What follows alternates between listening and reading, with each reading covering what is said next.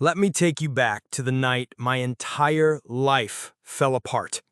If you've ever trusted someone so deeply that you'd give them everything, your love, your time, your loyalty, only to realize they were the very reason your world collapsed, then maybe you'll understand just a fraction of what I went through. This is not a story about strangers, thieves, or enemies. This is a story about blood, about betrayal so deep it cut into my bones, about the day my own sister tried to erase me, steal my life, and bury me as if I never existed. But here's the thing about betrayal. It doesn't destroy everyone. Sometimes it creates the strongest kind of revenge. I grew up in a small town where family meant everything. At least, that's what I thought. My parents were hardworking people, and my sister, her name was Rachel, was my best friend when we were kids. She was 2 years younger than me, and I always felt protective of her. If someone at school picked on her, I was the first to step in. If she wanted the last slice of pizza, I gave it to her. That's how it was. I was the older brother, and she was the baby of the family. We didn't have much money growing up. I remember nights when the power would go out because we couldn't pay the bills, or when Mom would quietly skip dinner so we kids could eat. But we had dreams. I promised myself that one day I'd get us out of that life. I'd make something big of myself. Fast forward 15 years, and I did. I poured my entire youth into building something out of nothing. Long nights, endless sacrifices, jobs nobody else wanted to do. I did it all. And slowly, the little sparks started to grow. I worked in tech, built my own small company, and after years of grinding, after nights where I slept on the office floor, I finally hit gold. I sold part of my company, and overnight, I was holding $5 million. $5 million. For a kid who once wore torn sneakers to school and counted coins to buy lunch, it was surreal. I thought this was the moment life would finally feel safe. But I was wrong. That's when Rachel came back into my life. See, Rachel and I had drifted apart over the years. She had gone her own way, made her own choices, some of them not so great. Gambling, bad relationships, always chasing quick money. While I was grinding away to build something real, she was burning bridges one by one. When she heard about my success, she suddenly appeared again, with tears in her eyes and a hug so tight it almost felt real. She said she was proud of me. She said she always knew I'd make it. And stupidly, I believed her. She started visiting more often, bringing gifts for my kids, cooking dinner, acting like the perfect sister. I thought, why not? She's my sister. Blood is blood. But while I saw love, what she saw was opportunity. Little by little, Rachel started inserting herself into everything. She offered to help with paperwork, with finances, even with some of my business emails. She played the role of supportive family so well that I didn't question it. But behind the scenes, she was building something else. A trap. One night, I came home late from a business meeting. My wife was asleep, the house was quiet. I went into my office and I noticed something strange. My safe was slightly open. Nothing looked missing, but something felt off. The next week, I got a call from my lawyer. He sounded confused.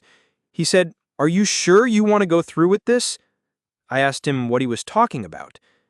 He said, "The transfer of your company shares to your sister? I have the paperwork here, signed by you." My blood ran cold. I told him I never signed anything.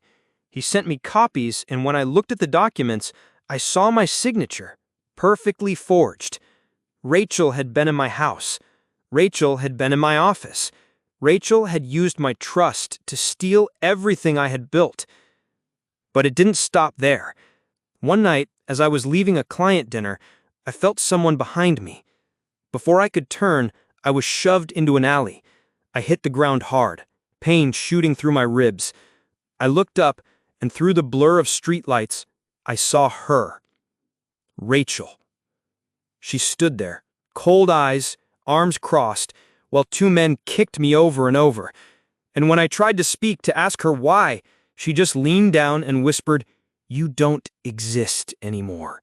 You're done. I blacked out that night. Woke up in the hospital, broken bones, bruises everywhere. But what hurt more than the pain was knowing my own sister had orchestrated it. Now here's the part Rachel didn't understand. I wasn't dead, and as long as I was alive, I wasn't finished. When I got out of the hospital, I didn't go straight to the police. I didn't confront her. I played weak. I acted like I was scared, broken, finished. I let her believe she had won. But behind the scenes, I was working, quietly, patiently. I hired a private investigator. I dug into every detail of her life. The debts, the gambling, the fake accounts, the offshore transfers. I found everything. Every dirty little secret she thought was hidden. I recorded calls. I collected emails. I tracked the money trail from my accounts straight into her hands. And then, I waited.